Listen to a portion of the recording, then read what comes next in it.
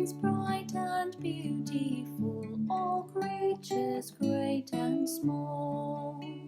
The flowers red, pink and yellow, the Lord God made them all. Each little flower that opens, each little bird that sings, He made their glowing colors, He made their tiny wings.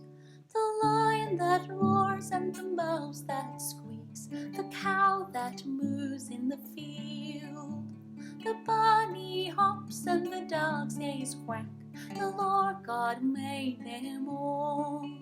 Each little calf that is born, each little dog that barks, He made the horse so big and strong, He made the little lamb.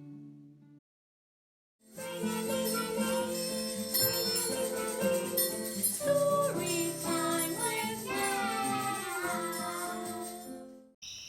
Herbie, why are you sitting outside yet? It's so late in the night and it's dark. You're supposed to be sleeping. And why are you holding your ears like this? Nana, the frogs is making such a noise. I can't sleep. I came out to look and to listen to them here. Were you also kept away by the frogs? Friends, we have so many frogs in our pool and in our pond, and it's so interesting to listen to them, but they do make a noise. They even wake me up sometimes.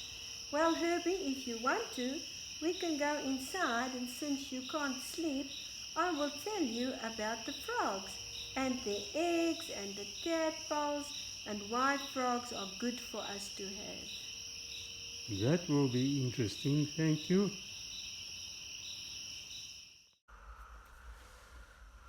Herbie, did you know that frogs hibernate? Hibernate is when animals sleep during the winter. So what frogs do is they dig a little hole or make little tunnels under the ground, and they sleep there during the winter, especially in places where it's dry and where it doesn't rain in the winter, and because then there is no water for them to keep their skins dry. So they will sleep in this little home of theirs that they made, and early in springtime they will come out when the rain starts falling. And that's why we usually hear the croaking in springtime.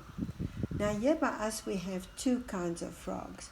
We have the normal backyard frog, which you see here on the green. And if you look at him carefully, you will see how he is trying to croak. If we look at his pretty big eyes, we can learn something about them. They look forward, they look towards the side, and they also look towards the back. And what frogs can also do with their eye is to help them get their food into their throat. So when they eat, the eye will push towards the inside of the mouth, helping the food to go into the throat. Then we also have the platana. A platana is a very slippery, slimy frog. It's very hard to catch them. The children try their best, but the frogs just get away so easily because they are so slimy and slippery. Frogs can also disguise themselves. Here we see one sitting on the ground, and he's hopping a little bit, but you can hardly see him because he looks very much like the ground. Now when frogs croak like that, it is usually the male. So the male is singing a beautiful love song, looking for a kind-hearted and beautiful female frog. So the noise that we hear is not actually a noise, it's actually a beautiful song. And then when the female hears the sound, she says, "Oh, that is such a beautiful sound. I think I want to be friends with this male frog. He is singing so nicely to me.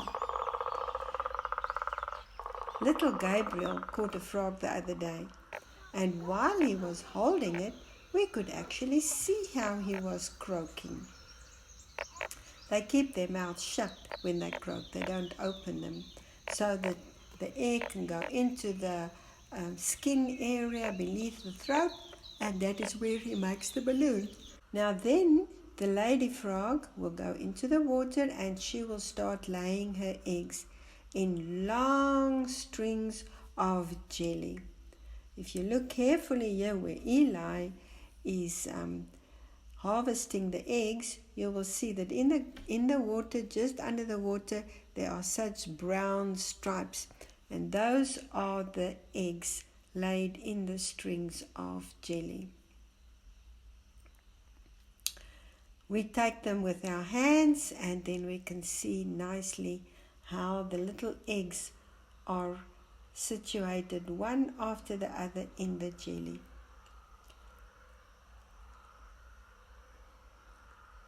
We brought some of these eggs home and we washed them, put them in a plate so that we can see very nicely how they look.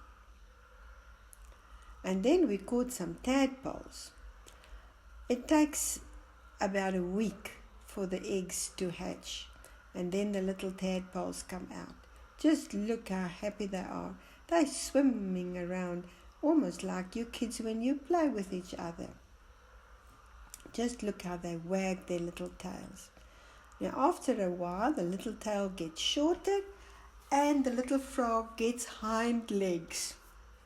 And then after a while the tail still gets shorter and then he gets front legs. And then afterwards the tail is altogether gone, and then we have a little frog. Now frogs also have enemies, and those are snakes. Snakes love to eat frogs. So in our backyard we have beautiful white arum lilies. And in these white arum lilies sometimes you find tiny little green frogs. And then we will see the green variated bush snakes slithering up against the stem of the lily and peeping inside to see if there's a little frog. If there is one, then he catches it, and if not, then he will go to the next flower. I want to tell you a story in the Bible. It's the story of Pharaoh. Now Pharaoh was a king in Egypt, and he had slaves. Those are people that work for you. They were the Israelites, and he made them work very, very hard. And they cried to God and they said, "Oh God, we are so tired of working so hard. Please send somebody to deliver us from Pharaoh." And God had a very kind friend, and his name was Moses. And Moses also had a brother, Aaron. And one day God said to Moses, "Moses, I want you to go to Egypt to go and help the Israelites to come out of Egypt. I want to take them back to their own country, Canaan, so that they can worship me there." And Moses said, "Oh Lord, but I stutter. I do not speak very well." And God said, "That's not a problem. Your brother Aaron is already on his way to help you. You will meet him along the way, on your way to Pharaoh." So Moses went, and he got Aaron along the way, and they went to Pharaoh, and they said, "Pharaoh, God says you must let the Israelites go so that they can worship me." And Pharaoh said, "Oh no, you are making a mistake. There's no way I will let the Israelites go. Who's going to work for me if the Israelites are gone?" So Moses said, "Well, if you don't let the Israelites go, God is going to send plagues to your country." And one of the plagues were frogs. So one morning when Pharaoh woke up, there were frogs in his room, frogs in his bath, frogs on his chair, frogs on his bed. And then he thought he'll go for a walk to the river, and outside it was just frogs, frogs, frogs. And they were croaking and croaking. And the frogs were all over. And when the children woke up, there were frogs all over their room, frogs in their bed. And when they wanted to have breakfast and Daddy came for breakfast, Mommy said, "I'm so sorry, but the frogs are jumping in the food. They're just all over." And the frogs were making such a noise. Oh, and the people were scared of the frogs. And then Pharaoh said to Moses, "Moses, please let the frogs go away and I will let the people go." So Moses said, "Really? Will you really let the frogs go away?" And he said, "Yes." So Moses prayed to God and God took the frogs away. But the next morning when the frogs were away, Pharaoh said, "Oh no, I'm not going to let the people go." And Moses said, "But you promised." And he said, "No, I was just kidding." So Moses said, "Well, it is sorry that you are only kidding, because you know what? God is going to send more plagues to your country." But this was the one of the frogs.